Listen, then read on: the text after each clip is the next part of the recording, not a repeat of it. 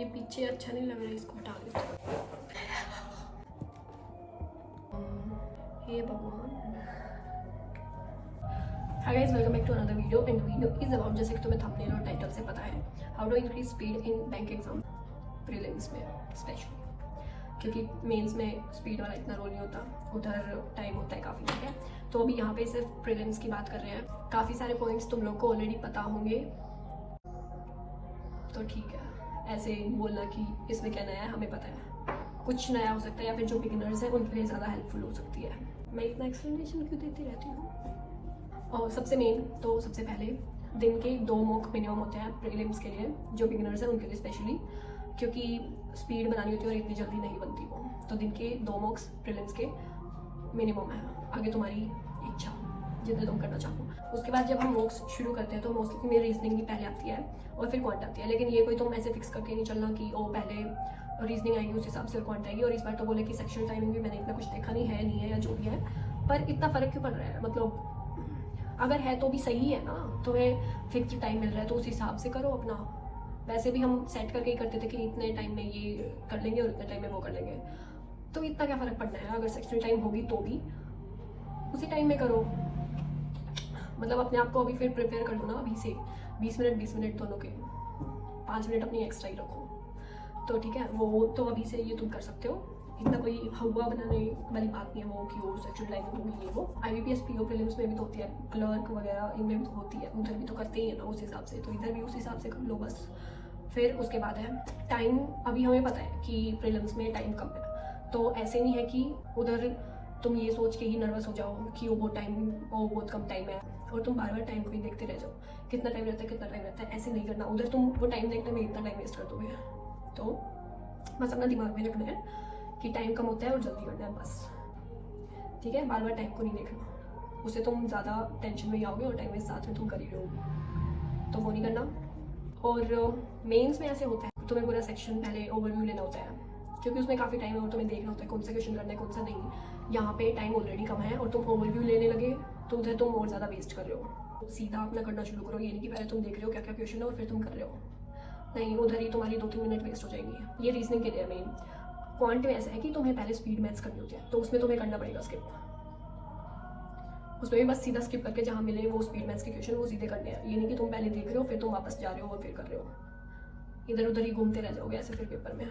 ये तो बहुत बेसिक ही है, ये तो तुम्हें हर जगह तुम्हें पता ही होगा वैसे भी, कि क्वांट में स्पीड मैथ्स पहले करनी होती है। ये मैं ओवरव्यू वाले में मैंने कर ही दिया वैसे कवर, लेकिन फिर भी क्वांट में स्पीड मैथ्स पहले करनी होती है। उसमें भी तुम्हारी अप्रोक्सीमेशन नंबर सीरीज़ या जो भी तुम्हारा स्ट्रोंग है वो पहले करो और फिर वो।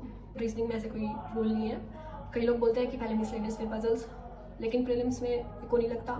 अगर तुम प्रैक्टिस काफ़ी कर चुके हो तो तुम एक फ्लो में कर सकते हो, ऐसे कोई ज़रूरी नहीं है कि पहले तुम्हें मिसलेनियस करने की ज़रूरत हो और फिर पजल करो। मेरे हिसाब से उधर टाइम वेस्ट होता है ज़्यादा। अल्फ़ाबेट्स की place value, cubes, squares, tables, ये सारी चीज़ें जो बहुत मेन होती हैं वो तुम्हें ऐसे अलग से याद करने की ज़रूरत नहीं होती है। तुम प्रैक्टिस कर रहे हो, रोज़ 2 या 3 मॉक दे रहे हो, तुम प्रैक्टिस कर रहे हो तो तुम्हें उस टाइम अपने आप वो चीज़ें याद हो जाएंगी, ऐसे अलग से रटने मत बैठो। और जो बिगिनर है वो लिख के करो क्वेश्चंस, क्योंकि तुम जितना ज़्यादा लिख के करोगे तो तुम्हें उतना ज़्यादा याद होएगा। जिनको ऑलरेडी वो जो उस स्टेज पे है कि उनको चीज़ें याद रहती हैं अब, तो तुम सीधा ओरली ज़्यादा से ज़्यादा करो। लेकिन अभी तुम्हें याद नहीं है चीज़ें तो लिख के करो ज़्यादा से ज़्यादा, तो तुम्हें अपने आप याद हो जाएंगी वो प्रैक्टिस के साथ, अलग से रटने की ज़रूरत नहीं है। अब बस लास्ट पजल्स, मतलब मेरे को रीजनिंग में कभी इतनी कोई ऐसे मेजर वाली दिक्कत आई नहीं, मेरे को पसंद मोस्टली होती है, ठीक है, मेरे को पता है। अच्छा, तो रीजनिंग में पजल्स आते हैं और पजल्स बहुत लोग बोलते रहते हैं कि नहीं होते, बहुत टाइम लगता है ये वो। उसमें देखो एट लास्ट हर चीज़ का सॉल्यूशन प्रैक्टिस ही है, लेकिन फिर भी ओवरऑल देखें तो प्रैक्टिस यही सॉल्यूशन है हर चीज़ का बस, ठीक है। तो रीजनिंग में तुम्हारी रीडिंग फास्ट होनी चाहिए, यानी कि तुम ऐसे बिल्कुल जचा के उसको पढ़ रहे हो। और पजल्स में तुम्हें की पॉइंट्स पढ़ने हैं बस, ऐसे नहीं कि line to line word to word एकदम पढ़ने बैठे हो, उधर तुम्हारे कोई रीडिंग कॉम्प्रिहेंशन नहीं चल रहा, ठीक है। की पॉइंट्स पढ़ने हैं और वैसे तो तुम्हें मोस्टली आइडिया हो जाता है, अगर तुम इतनी प्रैक्टिस कर चुके हो तो तुम्हें आइडिया हो जाता है ऊपर की 2-3 लाइन ऊपर का थोड़ा देख के ही कि क्वेश्चन है कैसा, ठीक है। और कई बार हम गलती कर देते हैं, हम बीच में ऐसे जल्दी के चक्कर में हम बीच में वो इनसाइड आउट वाला डायरेक्शन में और ये वो छोटी मोटी डिटेल हम पढ़ते नहीं और फिर वो हम कर रहे होते हैं, फिर हमसे होता नहीं और फिर हम जाके पढ़ते हैं और फिर वो ऐसे इतना टाइम वेस्ट। ठीक है, तो वो नहीं करना। तो तुम्हें इतनी भी जल्दबाजी नहीं करनी कि जैसे पढ़ो ही नहीं और फिर तुम्हें बाद में आगे दिक्कत आई। ठीक है, पता नहीं मैं बताने का तरीका शायद सही नहीं है, तुम्हें समझ आएगा अच्छे से कि नहीं, पर मेरे हिसाब से शायद हेल्पफुल होए।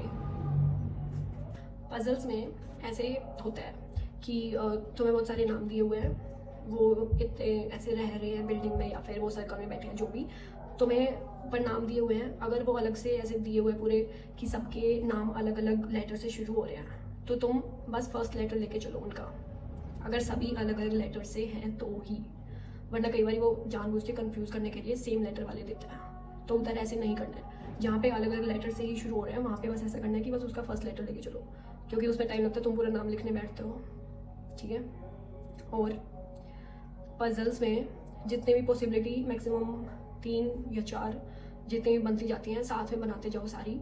ये नहीं कि पहले एक कर रहे हो वो नहीं बनी फिर दूसरी कर रहे हो, कुछ नहीं होगा उससे। इतना कोई हाई लेवल पजल्स नहीं आते, प्री में बहुत आसान वाले आते हैं, वो बस हम खुद कंफ्यूज होके उनको मुश्किल बना देते हैं। प्री में पजल्स ईजी होते हैं वरना, और मिसलेनियस में तो ऐसे कुछ नहीं होता।